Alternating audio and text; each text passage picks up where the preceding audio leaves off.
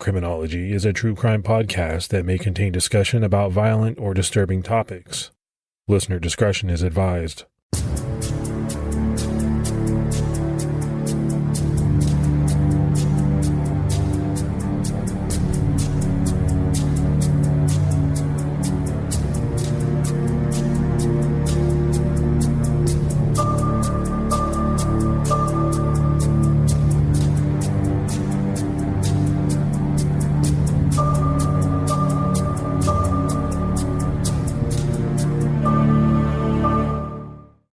I'd like to welcome everyone to episode 13, season 2 of Criminology. Now, we've talked about it. We originally said that this season would be 12 episodes, but that is before everything happened with the arrest. We're going to go 2 or 3 episodes longer to wrap everything up, but even then, it won't be wrapped up. But we will move on to another case, and then we'll come back periodically and give updates as we're able to interview some of the people that you've heard from this season. They are just so busy right now, and everything is happening so quickly that we're going to have to come back later with that information. All right, Morph, let's do a quick update on the East Area Rapist, Golden State Killer suspect, Joseph J DeAngelo. He appeared in court on May 14th, and this time he was not seated in a wheelchair like he was in his first court appearance, but he was standing in one of those cages that you see on TV sometimes that they have in certain courtrooms. And you and I made a big deal about his appearance, the way that he was acting in that first court appearance. It was, to me, I thought it was a show. I don't know what you thought about it, Morph. Yeah, there's a lot of speculation that possibly he was medicated, that he might have been suicidal. So it's been one of those things where we don't really know why it was like that. But a lot of people were outraged by it. They really thought that he was putting on a show and looking for sympathy. So it was refreshing to see him standing up and being coherent. Yeah, that's what I was going to say. What did you think about this courtroom appearance as opposed to his first? I was disappointed that they didn't allow cameras in. All we have are those illustrations of him standing there. But just to know that he was standing up and, maybe it's sunk in that he is where he is, maybe he's getting back to being a little bit normal and he's going to stand up and face everybody and be accountable for what he did. Man, I hope you're right. And I know that's what everybody wants to happen. But I just don't know if it is. I just don't. So this court appearance had to do with whether or not the warrants surrounding the case will be sealed or unsealed. Yeah, and the press mostly is responsible for fighting to get those warrants unsealed. They want to know what the warrants contain, and obviously so do we. We want to share it with everybody, so hopefully they will unseal those warrants. But the defense is arguing that the warrants being unsealed may harm DeAngelo's defense. And as I just mentioned, there were no cameras allowed in the courtroom for that proceeding, and moving forward, they may or may not be allowed in the court if it gets to trial. But hopefully we'll be able to see what's going on in the courtroom, and that's probably going to be one of the biggest trials in California history. I don't know what you think, Mike. No, I think if it gets that far, it will be. It'll be one of them, right? It's going to be hard to outdo OJ. That was a big trial, but not having cameras in the courtroom, I think for the public would be devastating, because I do believe this trial, if televised, would be like the trial of O.J. Simpson. I think this would be appointment television. People would be finding ways to camp out on their couch to follow this case as much as they can. And who knows, maybe he'll take a plea deal before then, and he'll just put stuff on paper and confess to a bunch of stuff, and it'll be anticlimactic. And one thing we know for sure, we're working on an episode that will come out before the end of the season where we really dive into the arrest of DeAngelo, the timeline, and so much more. His background, more than we've been able to share so far. So definitely keep an eye out for that. And one thing we want to do is follow up, I think, on what Mike mentioned earlier, is to do a follow-up with everybody that we've talked to this season, some of the different victims and the investigators that we spoke to, and just see what their reactions are to the arrest and to see how surprised they are with the suspect, Joseph DeAngelo. And, we're excited to talk to those people again and just see the excitement that they have. I don't know about you, Mike, but that's something that I'm looking forward to personally. Yeah, big interest for me to go back and revisit and talk with as many of the people that we interviewed, Morph, as we can, just to hear what they have to say about this information that's come out. So we've had a lot of people that have emailed us, talked to us on social media, left voicemails, and they want to know if we're going to have more Paul Holes on. And of course we are. We have extended Paul Holes interview material that we did, that we planned to play in the last couple episodes of the season. But now we also want to do a follow-up with Paul Holes, who's probably the busiest guy in the world right now, following his retirement and the Golden State Killer suspect being arrested that he had a big hand in. So we're going to try and catch up with him and try and make it happen by the end of the season to have him on once again to see what his reaction is. And Morph, we have hours and hours of interviews with all of these different people, much more than we could fit into the episodes. So we're going to be putting a lot of that on Patreon as we move forward. So a lot of people have been emailing us and reaching out to us, wanting to know more about the case, things that they don't understand that we've covered this season, some of the new developments, just unanswered questions that they don't feel they fully understand up to this point, which is, it's a big case, so it's perfectly understandable. So one thing we wanted to invite them to do is to call into our voicemail, and you can reach us by calling 661-77-CRIME and leave your questions with your name, and we'll try and answer them on the air for you. All right, Morph, real quick, let's give out shout-outs to our new Patreon supporters. We had Nancy Perrin, Andrew Parker, William Ricketts, Jennifer Hardwick jumped out at our highest level, Amanda Hopkins, Christopher Vincent, Tara Norley, Shepard Fargostein, and I hope I pronounced that right, Peter Sundberg, Adam Luke Payette, Lene Trusty, Lynette Burns, Justin Swartz, and Jen Medeiros. And Jen is a big supporter of True Crime All the Time, so much appreciated. But big shout out and a lot of appreciation for our new Patreon supporters, as well as the ones that have stuck with us since we started the Patreon. It really helps Morph and I to, not only put out this season, but as we get into season 3, the research, everything that goes into that, it is a huge help. Each episode, when you read those names for Patreon supporters, it just blows me away that people are willing to help us and support us and want to see the show move forward. So again, thanks. It's much appreciated. And I just wanted to make one small correction from episode 12 from our Patreon shout-outs. One of our original supporters from the beginning of Criminology was Cora Kahana, and we mispronounced her name as Corey. She's one of our biggest supporters, so we just wanted to get that right and tell her big thanks, and that her and the rest of the Gallagher girls rock. We just wanted to remind you about our Zodiac book that's coming out based on season 1 of Criminology. The book is Criminology True Crime Podcast Presents The Case of the Zodiac Killer. It's available through Wild Blue Press, and you can find out more details by going to wildbluepress.com/Zodiac pre-orders, or you can find it on Amazon. All right, let's do a quick recap of episode 12.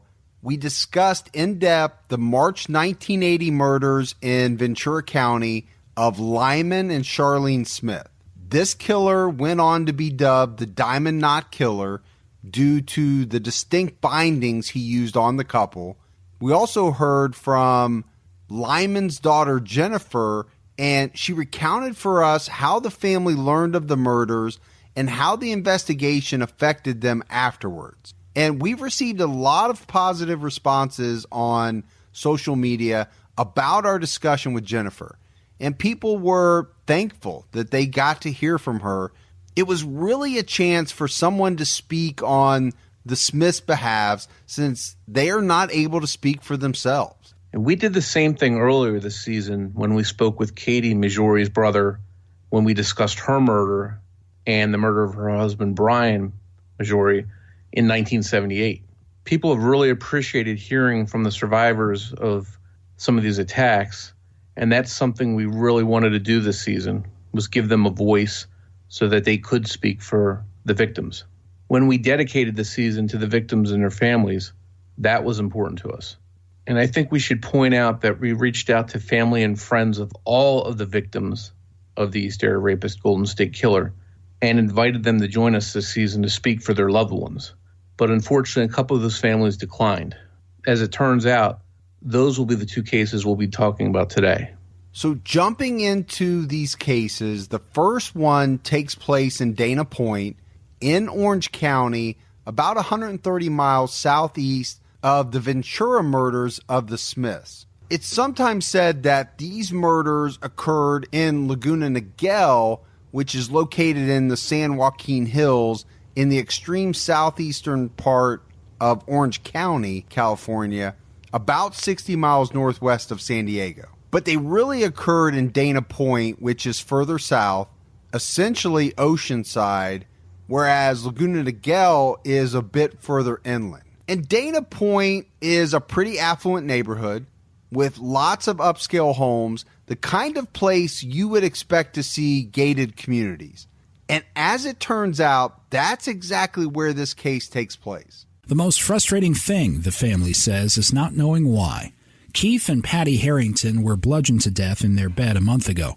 Now their discouraged family is offering a $25,000 reward for any information, no matter how small, leading to the couple's slayers. Detectives say they are out of clues and can't even determine a motive for the murders. At their suggestion, family members pooled their resources and announced the reward Thursday. Patty Harrington's parents and Keith Harrington's three brothers and his father, who discovered the body of the young man and his bride, held an informal press conference Thursday where they described the victims as a likable pair working and studying hard to get ahead.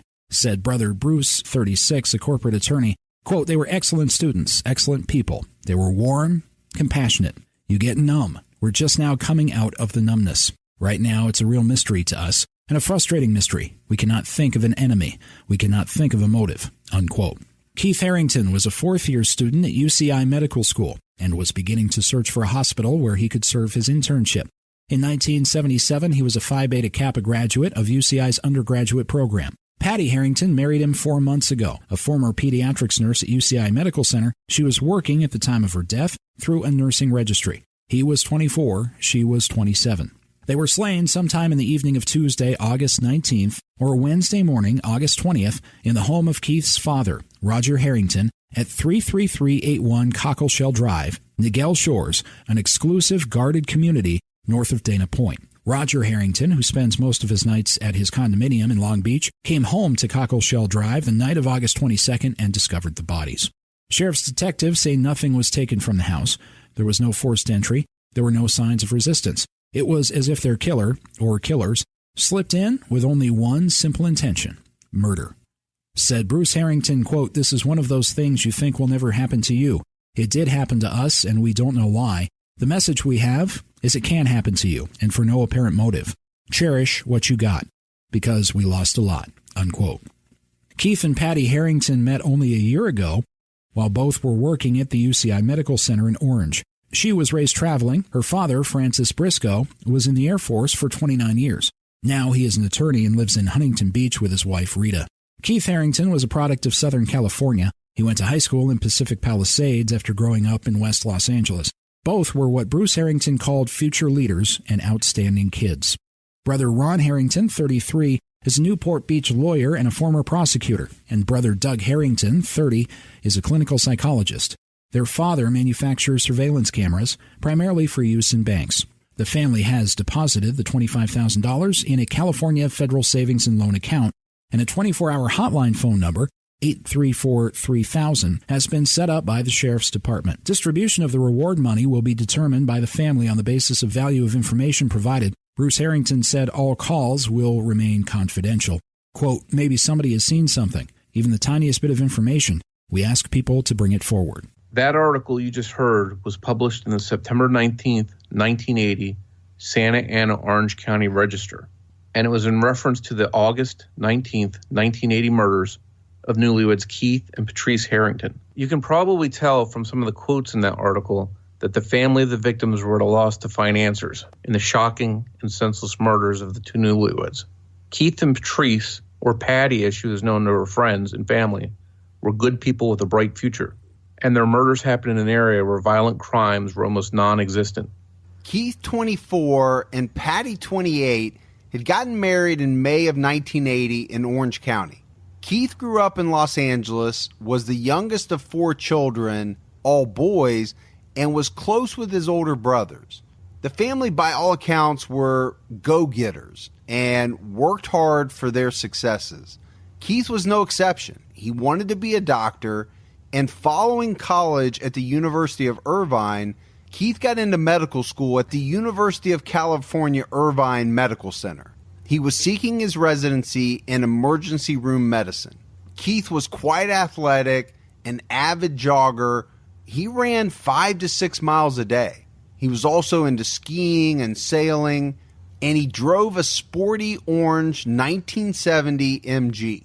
Patty Harrington had been raised in an Air Force family and had traveled frequently growing up. She had previously worked as a pediatric nurse, and at the time of her murder, worked on call for a nursing registry. She had met Keith while working at the UCI Medical Center. Like Keith, Patty was active too and enjoyed roller skating and jogging. In the month leading up to her murder, Patty had taken a calligraphy course and just prior to the murders, had started taking an aerobics class. Keith's father, Roger Harrington, owned multiple homes and allowed Keith and Patty to live rent-free in one of these homes until they got their feet on the ground following their marriage. The home they lived in was at 33381 Cockleshell Drive in Dana Point. The home was just over 5 years old and was in a gated and guarded community known as Niguel Shores.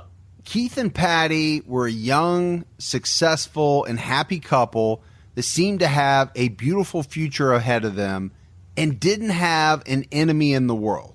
But on August 19th, 1980, their lives were cut short, leaving their families and investigators to ask why. On that day, at around 5 p.m., Keith arrived home from work and was pleasantly surprised to see his father, Roger, there talking to Patty. Roger had been there all day installing a sprinkler system. Patty, who had worked the overnight shift, was very tired and was asleep in bed most of the day. At 2 p.m., Roger ran out to get sprinkler parts while Patty was asleep. He came back at around 4 and found Patty awake reading a book.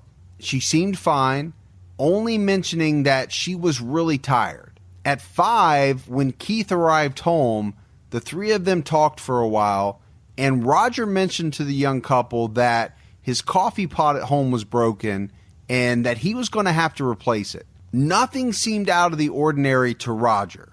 He left around 6 p.m.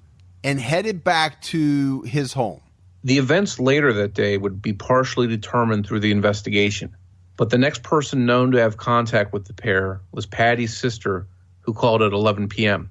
Keith answered the phone, and according to Patty's sister, he sounded sleepy. He passed the phone over to Patty, and the two sisters spoke for about 5 minutes. Patty told her sister that she was tired and had to go to sleep because she was expecting a call from the nursing registry at 5 a.m. Nothing seemed out of the ordinary to Patty's sister, and they ended their call. The next day, Wednesday, August 20th, Keith and Patty were set to have dinner at 7 p.m. with Keith's father, along with family and friends at Roger's home. They didn't show, and that was very unusual for the couple. But Roger and his company went on with dinner. But the next day, Thursday, August 21st, as dinner time approached, Roger still had not heard from either Keith or Patty, and he decided to drive to their home to check on them. He arrived at their home around 6:30 p.m., and when he got there, he noticed that their mailbox was packed with what looked like more than one day's worth of mail. He saw that both Keith and Patty's cars were still in the garage. Roger tried to enter the front door, but found that it was locked. He walked around to the back of the home, tried to enter through a sliding glass door, but found that locked as well. Using an extra key, Roger Harrington let himself into the house. The home was very stuffy and hot, and Roger opened a window to circulate some fresh air. There were no lights on. In the kitchen, on top of the counter, was a new Mr. Coffee brand glass pot still in the package. Roger immediately thought of Patty and that she likely had run right out and bought a coffee pot for him after he had told them that his was broken. That's the kind of person she was. Nearby, a grocery bag sat on the counter. The home was quiet. Roger walked slowly down the hallway to the bedroom that the young couple slept in, which was not the home's master bedroom. They preferred a smaller bedroom on the southeast side of the home. Roger peeked into the bedroom, but it was just as dark as the rest of the house. The bedroom's window shutters were closed, and as Roger made his way to the bed, he could see the outline of two bodies lying covered by a comforter. He slowly pulled back the comforter and found his son Keith dead in the bed. Patty was lying next to Keith, and she was also dead. Roger raced from the room, horrified at what he had found, and used one of the home's two phones to call one of his other sons.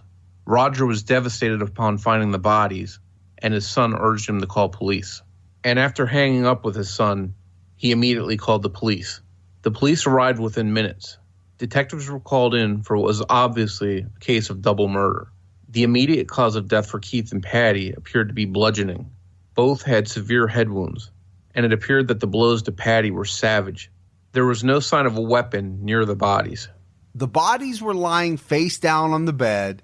The comforter that covered the bodies had been pulled up over the heads of the victims, which minimized blood spatter. But there was a small amount of spatter on the headboard and the wall. Both of the victims' heads were on pillows, their faces looking away from the center of the bed, away from each other.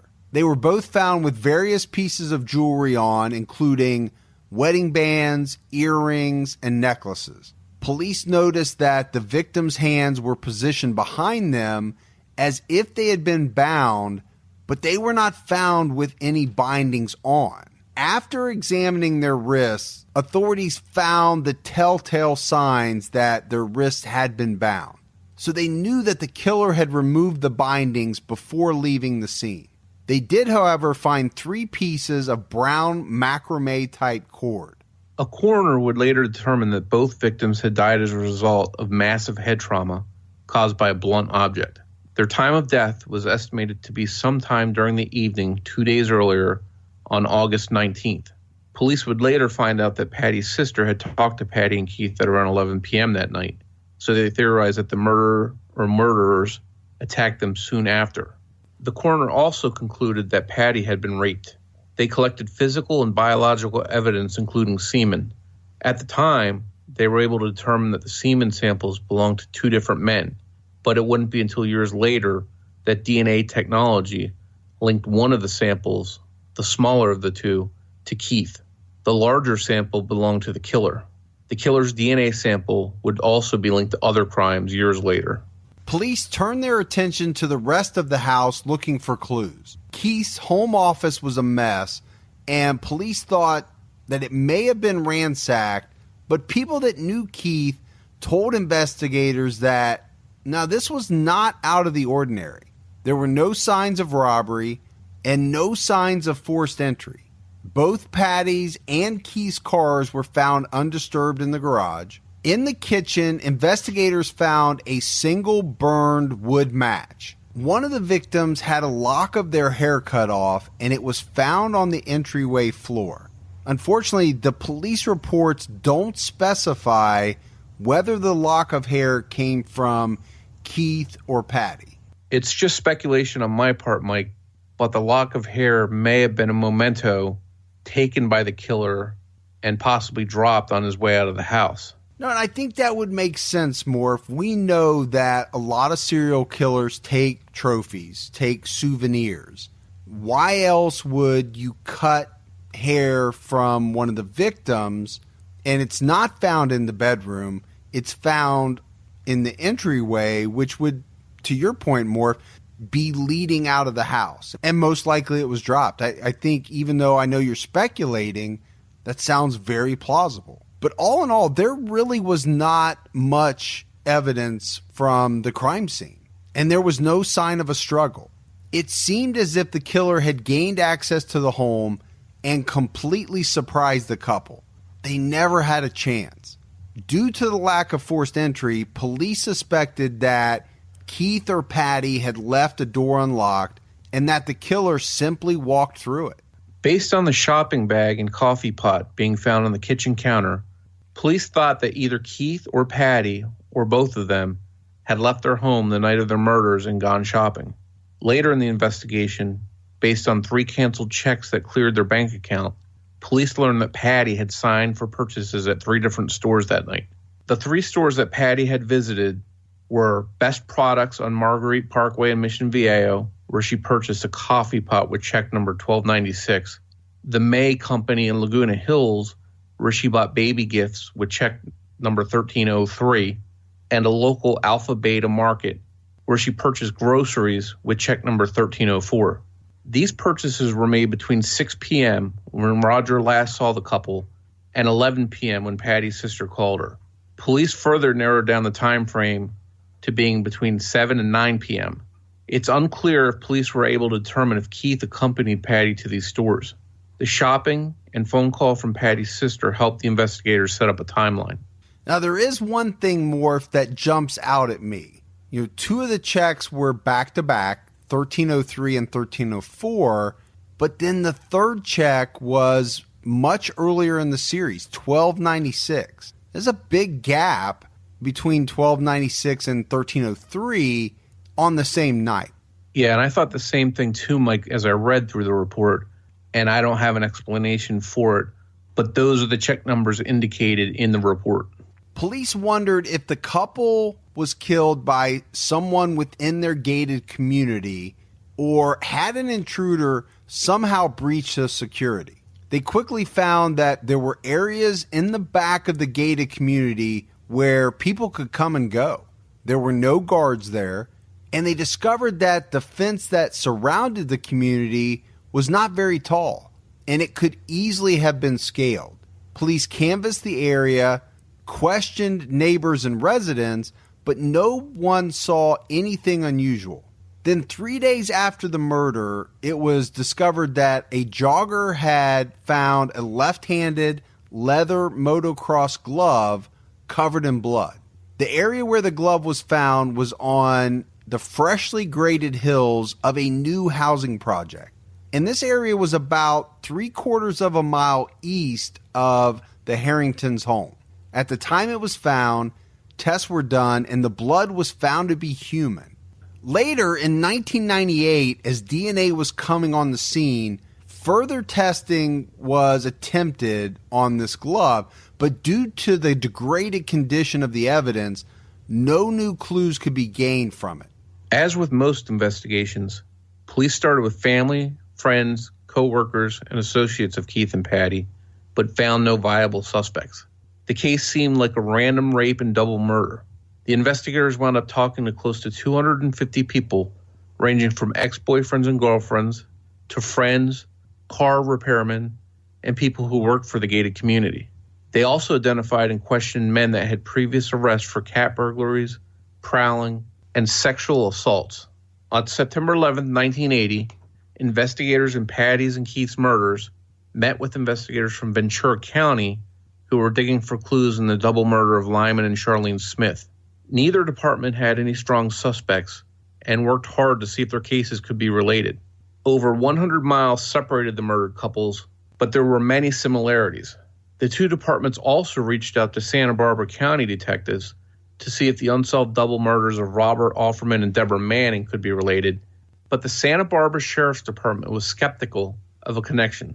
Their victims had been shot.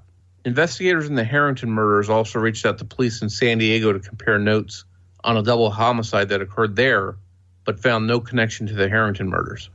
On September 18th, 1980, To mark the 1-month anniversary, the Harrington family held a press conference. At this press conference, they announced that they were offering a $25,000 reward for information that led to the identification of Keith's and Patty's killer. The Harrington family for years tried to spread word about the murders of Keith and Patty, but in a time before social media, their efforts fell on deaf ears. The reward they offered was never claimed, and no one ever came forward with info about the killer.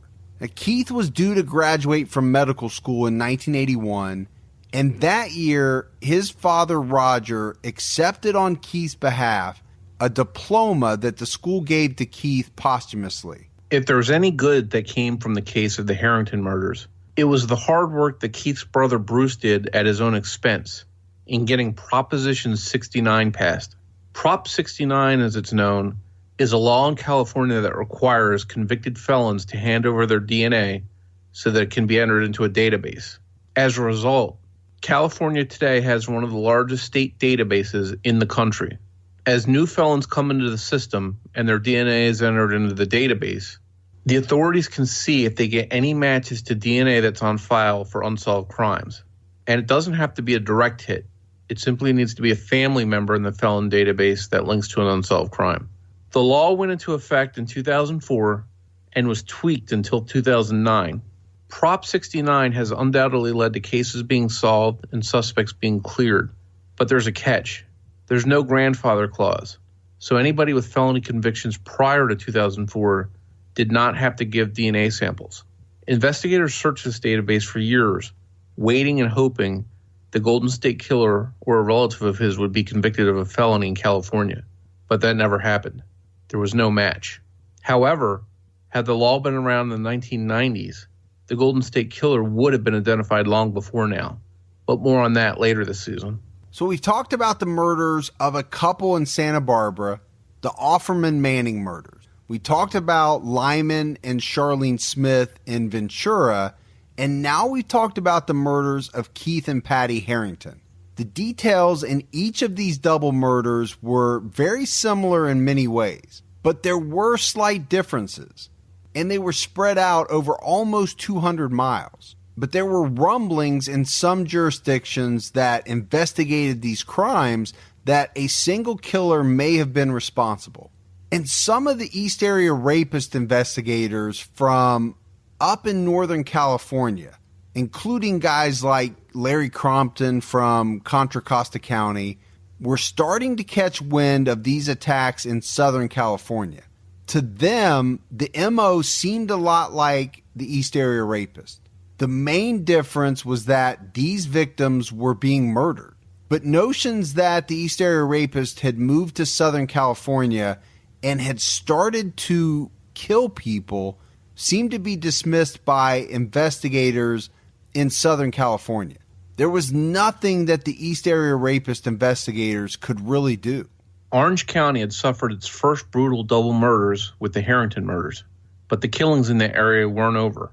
To some, the murders of the Harringtons and the Smiths were reminiscent of the Bedroom Basher, a rapist and killer who struck in Orange County from 1978 to 1980, murdering 5 different women. The Bedroom Basher had killed using hammers and lumber to bludgeon his victims, but there were differences between the Bedroom Basher's MO and signature and that of the murder of the Harringtons. Eventually, DNA identified the Bedroom Basher as Gerald Parker, who was convicted of the Basher murders and sentenced to death by lethal injection. His DNA did not match the murderer of the Harringtons. Police continued to investigate the Dana Point murders of the Harringtons in Orange County into 1981. Then, almost 6 months after the Harringtons were murdered, police in Irvine, which is located in another part of Orange County, were called to the scene of a horrific murder. Irvine police have assigned an 8-man task force to investigate the murder of an Irvine woman who was found dead at her home early Friday. The victim, Manuela Witthuhn, 28, of 35 Columbus, was found dead by her mother. The autopsy showed she had been struck in the head by a blunt instrument, probably about midnight Thursday. The woman's husband, David Witthuhn, who was out of town, became concerned when his wife did not answer the phone and asked her parents to check on her. Irvine police said Mrs. Witthuhn's death does not appear to be related to any other crimes in the area in recent months. However, the police patrol in the area has been stepped up. An Irvine police spokesman said the department has received a number of calls urging increased home security. That article ran in the February 9th, 1981 LA Times. The victim in that murder was 28-year-old Manuela Witthuhn, and her body had been discovered by her mother at Manuela's residence located at 35 Columbus in Irvine on February 6th. Manuela was a junior loan officer at California First Bank. She was married to David Witthuhn, who worked in the auto parts industry. The pair had been married for just over 5 years and didn't have any children. David had been hospitalized with a viral infection that required him to stay in the hospital for a few days. This left Manuela alone in their single-story, 3-bedroom home. Manuela didn't like being alone without David. Her father had offered to let Manuela have his large and protective German Shepherd until David was out of the hospital, but she turned him down. On Thursday, February 5th, 1981, Manuela finished work and headed home. At about 6 p.m., she stopped to talk to a neighbor across the street from her home. She had given them some unopened cartons of milk that she had in the refrigerator. Since David was away in the hospital, she knew she wouldn't finish the milk on her own before it went bad, so she offered it to her neighbors. She seemed to be in a rush as she gave the milk to her neighbors, but was in good spirits. She next stopped at a neighbor a few homes down and had a short conversation. She told these neighbors that David was away in the hospital and that she got cold at night all by herself, and she had resorted to sleeping inside a sleeping bag on top of her bed. These neighbors also stated that she was in good spirits and that she had told them that David would be out of the hospital the next day, Friday the 6th. At dinner time, these neighbors noticed that Manuela's Mercedes was parked in front of her house between 6 and 6:30 p.m. But when they looked again around 7:30, it was gone. Around 7 p.m., Manuela had driven to visit her parents on Loma Street in Irvine, a little over 2 miles from her home. After visiting with them, she headed to the hospital to see David. She visited with David for a while and then headed home telling him that she planned to read a book once she got home. From his hospital bed, David called Manuela at home at around 11 p.m. and spoke to her for a few minutes. The next morning, he tried to call Manuela at home a few times, but she didn't answer. He called over to her parents and asked them if they would make the short drive to check on their daughter. They said they would and headed over there, arriving at the Witthuhn home at 35 Columbus at 12 p.m. When they got there, the couple entered the home and soon found Manuela's lifeless body on her bed in a sleeping bag. There was blood everywhere on the sleeping bag and on the wall nearby. It was a terrible moment for Manuela's parents to experience. They called police, who arrived on the scene shortly after noon. Investigators assessed the scene. Manuela's body was lying face down inside of her sleeping bag. She had been struck on the head, and based on a tear in the sleeping bag, police felt that the sleeping bag was over her head when she was bludgeoned. Most of the blood was contained inside the sleeping bag, but there was some blood spatter on the wall behind the bed. When police examined her body, after removing it from the sleeping bag, they found that she was dressed in a black velour robe. They discovered that there were deep indentations on her wrists and ankles, an indication that she had been bound. But as in the previous Harrington case, the bindings were not left at the scene. A coroner who examined Manuela's body determined that the cause of death was the massive head injury, which resulted in a cerebral contusion and hemorrhage. Time of death was estimated to be approximately 2 a.m. in the morning on Friday, February 6th. The coroner also determined that Manuela had been sexually assaulted. Semen samples from the rapist and murderer would years later reveal DNA that would be linked to so many more shocking crimes. Police looked around the home for any indication of forced entry, and they found that the rear sliding glass door had been pried. One interesting thing that stood out to police was that most of the pry marks were on the inside of the door. A flathead screwdriver was found nearby, and it was covered in various types of paint. Police felt that the killer likely had pried open this sliding glass door with the screwdriver. Police were also looking to see if anything was missing from the home, and later, aided by David Witthuhn, after he was released from the hospital, determined that a few things were indeed missing. A distinct crystal ball and a lamp with a cannonball-like shape were both missing.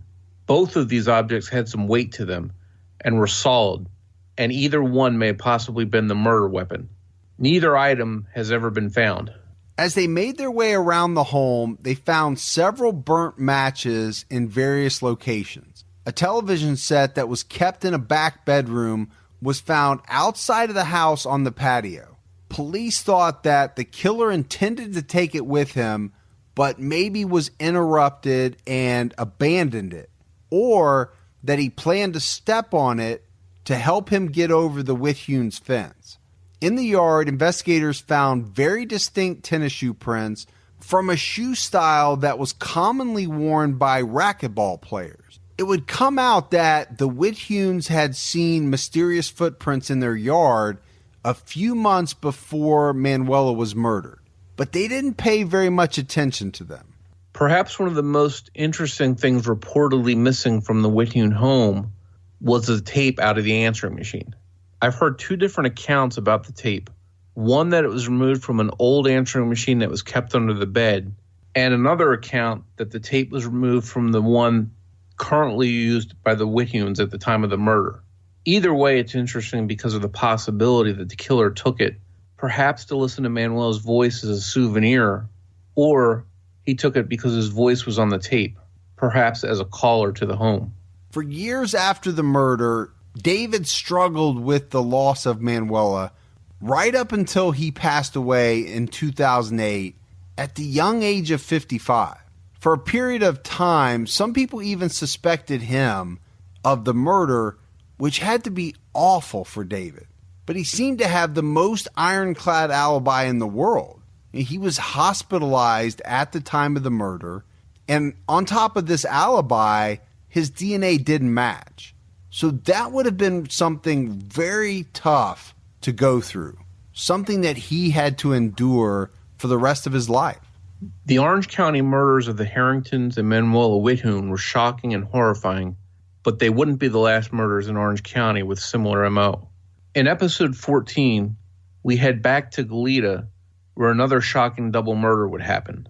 And Southern California would finally realize that they had a predator on their hands who would become known as the Night Stalker, committing his crimes before Richard Ramirez, making this Night Stalker the original Night Stalker. So, Morph, this is a good place to wrap up episode 13, but we have some voicemails / questions that we received from listeners. All right, so let's play those, and then we'll talk about them. Hi, guys. First time, long time. My name is Eric. I'm from Lodi, California, and big-time fan of your podcast. I've been listening since the first season. I listen to T-Cat. I listen to all that stuff. I got my friends listening to it. Ben and Tina, what's up, guys? Anyways, I want to know if after the season is ending, season 2, already found the East Area Rapist. I was really into it because I listened to some other podcasts like Case Files. They did a really excellent show about it, and you guys cover the F out of it. So I was wondering if you guys would give updates after, going into season 3 and stuff like that. So anyways, Mike and Mike, love you guys. Have a good night, good day. Bless. So we appreciate that voicemail, Eric. And to answer your question, we are extending the season. We touched on that a little bit at the beginning of the show, just because there's so much new material, new developments coming, that we didn't want to close out the season without wrapping up what's going on after the arrest. So we will have more episodes out and bringing you information as we get it. Yes, hi, my name is Scott Sanchez. I'm calling from Pasadena, California. And in my opinion, you guys have not just the best true crime podcast, but you guys have the best podcast I've ever heard. You guys include so much detail that you paint the picture for the listener. It's almost like we're there at the scene from just the description you guys give. My question is, as far as the Golden State Killer, Do you think that sometime either in the 70s or 80s that his wife found out either what he was doing or what he had done, which is why they separated in 1991 but didn't get divorced? And that would also explain why he just stopped, because she held it over him. You guys are doing a great job. Keep up the good work, and thank you very much. So, Scott, we really appreciate the kind words. Yeah, Morph, I mean, those type of comments make us feel really good about what we're doing, because we've said before, I mean, and I think everybody listening knows a lot of work went into this season. We have more work to do because we're extending the season, but it's an unbelievable feeling to have somebody say that what you're doing is good. We appreciate it. We like it. We enjoy it. That's just a great feeling. And it's also a feeling we experienced a lot at CrimeCon. And that was unbelievable, more for, just people to come up that we had never met and to tell us things like that. Yeah, personally, that makes me want to continue to work hard to bring cases to people like we've been doing so far. And to answer your question, Scott, you bring up things that are on our minds as well as a lot of other listeners out there. Facts have come out that Joseph DeAngelo's wife has been estranged from him for decades now. And people are wondering what's going on with that whole situation. It seems a little bit odd. And reportedly, she's not cooperating with police. And that's troubling to me personally. I want to know what she knows and what she can add to the story. But from what's being reported so far, that's not happening. So what we want to do is on the future episode where we discuss developments and the most recent information, we want to dive into that a little bit further and find out as much as we can about that situation and hopefully get some answers. So probably little chance, Morph, that we're going to be able to get an interview with her, I would think, right? Yeah, I don't think that's likely, but if she's out there, if she's listening, if any of his family would like to talk and share their side of the story, please reach out to us. Remember, if you still have questions about anything we've covered this season that we haven't answered and you'd like to ask us, give us a call at 661-77-CRIME, leave a voicemail with your name and your question, and we may play it on the air. If you like the show and you haven't done so already, please take a minute to go out, rate and review the show. That helps new listeners find us, and it's very much appreciated. And we're very active on social media. If you want to find us on Twitter, you can find us with the handle Criminology Pod. We're also on Facebook. You can find us by searching Criminology Podcast. You can also find our discussion group by searching Criminology Podcast Discussion and Fans. And before we leave, we'd like to introduce you to a true crime podcast called Yours in Murder, hosted by our friends, sisters Rachel and Rebecca. If you haven't given it a listen, try it out. We think you'll like it. What do you want in a true crime podcast? Do you want well-researched material, but an easy-to-follow format? Do you want a bit of dark humor, but want sensitive topics handled, well, sensitively? Do you want hosts who are lactose intolerant, but eat macaroni and cheese anyway? Well, I think you might be looking for us. I'm Rachel. And I'm Rebecca, and we're the hosts of the true crime podcast, Yours in Murder. And this isn't any old true crime podcast. I have a background in forensic science. And I have a background in journalism, so we're able to combine our knowledge and bring you interesting new perspectives on cases. Not that we're all serious. We have a bit of a dark sense of humor. Just a bit. I mean, we like morbid jokes and cat jokes. Lots of cat jokes. So if you're looking for something new and a bit out of the ordinary, check out Yours in Murder. You can find us on all of your favorite podcatchers, as well as iTunes, Stitcher, Google Play, and TuneIn. You can also follow us on Facebook and Twitter, or check out our website at yoursinmurder.net. We hope to see you soon, and until next time, we are Yours in Murder.